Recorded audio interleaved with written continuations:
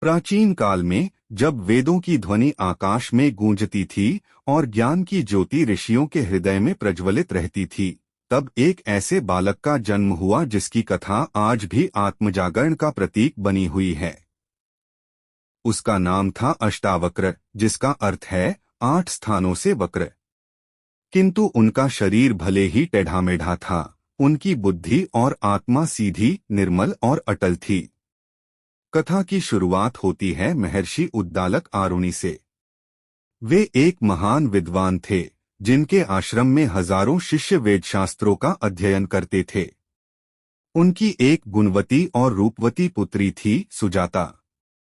उद्दालक ने अपनी पुत्री का विवाह अपने प्रतिभाशाली शिष्य कहोर या कहोल से किया। कहोर वेदों में पारंगत थे, किंतु उनका अहंकार भी बढ़ता जा रहा था। विवाह के बाद कहोर और सुजाता जंगल के आश्रम में रहने लगे। कुछ समय बाद सुजाता गर्भवती हुई। गर्भ में ही बालक वेद मंत्र सुनता था। एक रात पिता कहोर वेद पाठ कर रहे थे। गर्भस्थ बालक ने सुना कि पिता मंत्रों का उच्चारण अशुद्ध कर रहे हैं। प्रत्येक मंत्र में 8 अशुद्धियां थीं। बालक ने माता के माध्यम से पिता को सुधारने की बात कही। यह सुनकर कहोर का अहंकार भड़क उठा।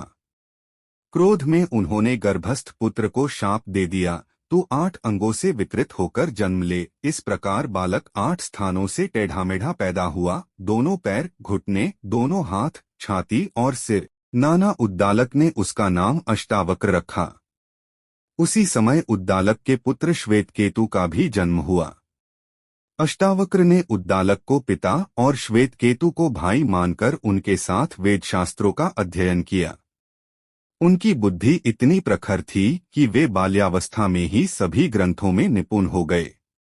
जब अष्टावक्र 12 वर्ष के हुए तो उन्हें पता चला कि उनके वास्तविक पिता कहोर राजा जनक के दरबार में गए थे, जहां विद्वान बंदी से शास्त्रार्थ में हार गए।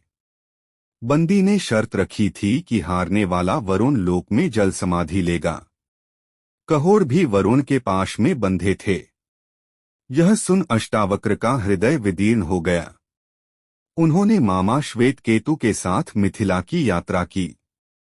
मार्ग में द्वारपाल ने उन्हें रोका और कहा, बालक, यहाँ केवल विद्वान प्रवेश कर सकते हैं। अष्टावक्र ने शांत स्वर में कहा, यदि तुम्हें ज्ञान है तो शास्त्रार्थ करो। द्वारपाल हार गया।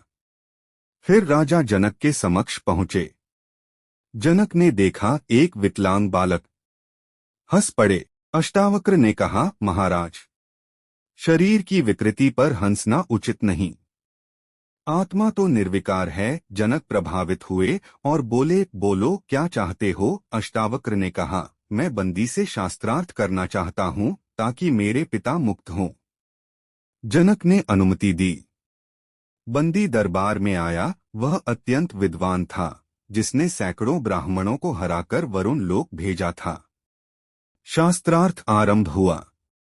बंदी ने जटिल प्रश्न पूछे, किंतु अष्टावक्र के प्रत्युत्तर इतने तीक्ष्ण और सत्य आधारित थे कि बंदी स्तब्ध रह गया।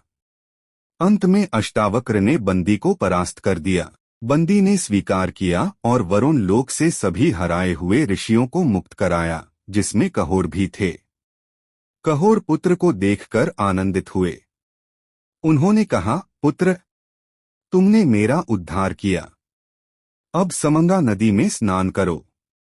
मेरे तपोबल से तुम्हारा शरीर सीधा हो जाएगा। अष्टावक्र ने स्नान किया और उनके 8 वक्र अंग सीधे हो गए। वे सुंदर और तेजस्वी हो गए।